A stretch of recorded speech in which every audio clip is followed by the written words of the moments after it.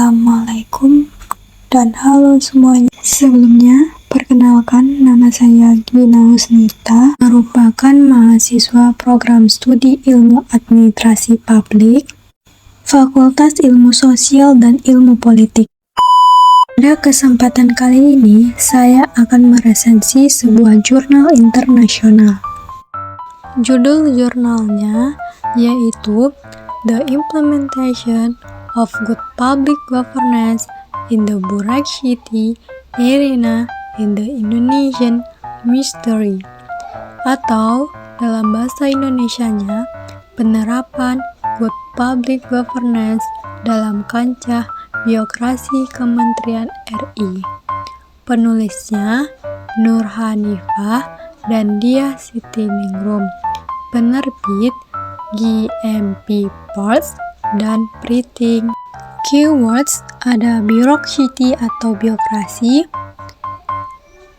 good public governance atau tata kelola pemerintahan yang baik, Ministry of Manpower atau Kementerian Ketenagakerjaan, dan privilege atau prinsip, dan yang terakhir adalah Indonesia. Di dalam resensi ini, saya akan membahas 4 bagian. Bagian pertama terdiri dari sinopsis, bagian kedua terdiri dari kelebihan, bagian ketiga terdiri dari kekurangan, dan bagian keempat terdiri dari saran. Kita masuk pada bagian pertama, yaitu sinopsis pada jurnal. Sinopsis.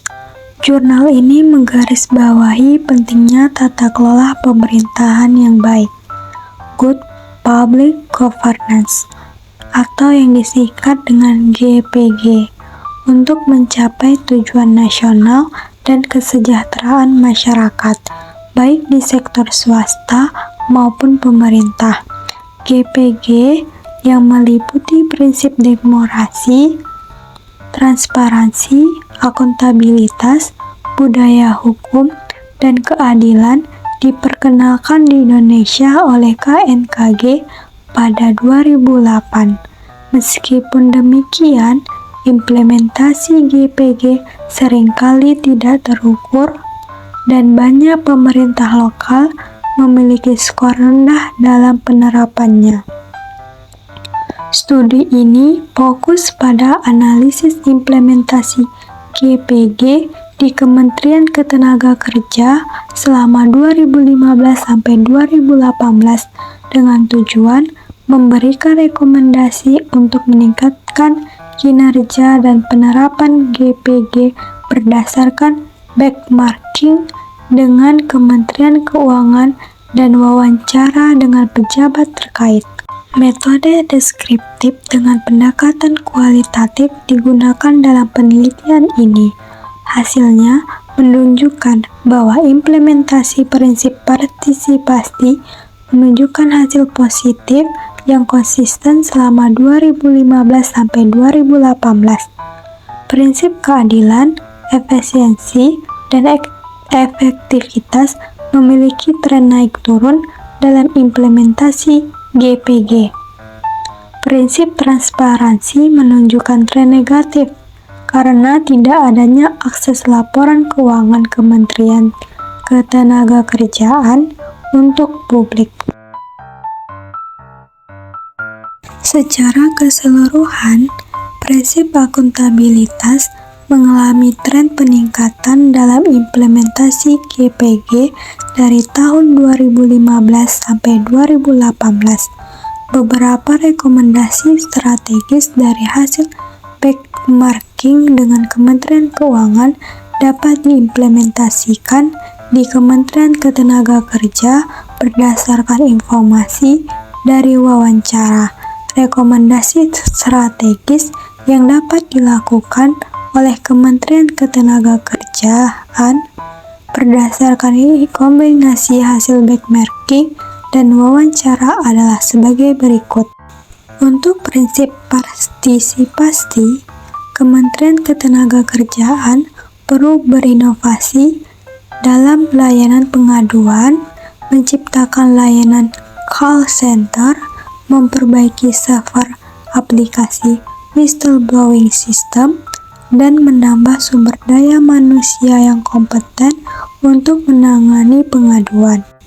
Penggunaan e-procurement sesuai dengan standar nasional dan meningkatkan fungsionalitas mediator hubungan industrial adalah rekomendasi untuk meningkatkan prinsip keadilan. Prinsip akuntabilitas dapat ditingkatkan dengan menerapkan peta jalan strategis untuk akuntansi dan pelaporan, menggunakan anggaran berbasis kinerja, menyelaraskan indikator kinerja dengan output, dan meningkatkan implementasi e-government. Terakhir, penerbitan laporan keuangan secara rutin akan meningkatkan prinsip transparansi. Kita masuk pada bagian 2, yaitu kelebihan. Kelebihan pertama, penelitian ini memberikan analisis mendalam tentang implementasi GPG di Kementerian Ketenagakerjaan selama 3 tahun, yaitu tahun 2015 sampai 2018. Yang kedua, hasil penelitian ini menunjukkan tren positif dalam penerapan prinsip partisipasi dan akuntabilitas. Yang ketiga, penelitian menggunakan metode deskriptif kualitatif yang memungkinkan pemahaman yang lebih dalam tentang konteks dan dinamika penerapan GPG. Yang keempat atau yang terakhir, rekomendasi strategis yang diberikan berdasarkan hasil benchmarking dengan Kementerian Keuangan yang dapat membantu dalam pengembangan kebijakan dan praktik. Kita masuk bagian 3, yaitu kekurangan. Kekurangan penelitian terbatas karena hanya pada 3 tahun, sehingga mungkin tidak mencakup perubahan atau perkembangan setelah itu. Yang kedua, pada saat melakukan benchmarking, penelitian hanya menggunakan laporan kinerja dan tahunan yang mungkin tidak mencakup semua informasi relevan. Ketiga, penelitian mengidentifikasi tren negatif dalam prinsip transparansi, terutama karena kurangnya akses publik terhadap laporan keuangan. Keempat, penelitian terbatas pada Kementerian Ketenagakerjaan dan Kementerian Keuangan, sehingga hasil mungkin tidak dapat diaplikasikan secara luas pada lembaga lain. Kita masuk pada bagian 4, yaitu saran. Pertama, untuk mendapatkan gambaran yang lebih komprehensif, penelitian bisa diperluas ke periode yang lebih panjang. Hal ini akan membantu menangkap perubahan dan perkembangan yang terjadi setelah tahun 2018. Kedua, penggunaan data yang lebih beragam, yaitu selain laporan kinerja dan tahunan, bisa juga mempertimbangkan data dari survei, wawancara, atau sumber lain yang relevan untuk mendapatkan informasi yang lebih lengkap.